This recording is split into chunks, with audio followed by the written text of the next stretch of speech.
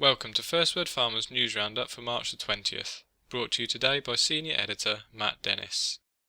Today's FirstWord Pharma news roundup is sponsored by Sedgedeem. In our top news story, results from an early stage trial showed that Biogen Idex's aducanumab reduced amyloid plaques in patients with prodromal or mild Alzheimer's disease. The data also indicated that the monoclonal antibody, which targets beta amyloid, slowed cognitive decline.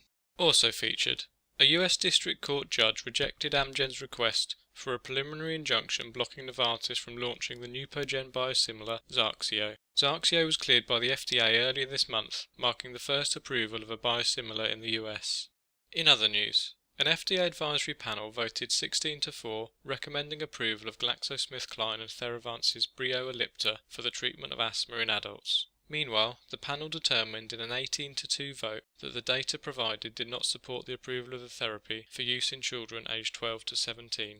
In addition, Eli Lilly and Innovent Biologics entered a deal potentially worth more than $456 million to develop at least 3 cancer treatments over the next decade. Alfonso Zulu Etta, president of emerging markets at Eli Lilly, remarked, "This alliance marks an important milestone in our long-standing commitment to China."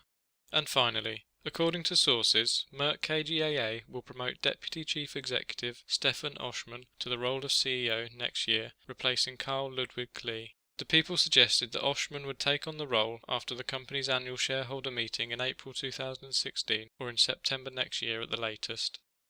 To read these and other stories in full, visit firstwordpharma.com.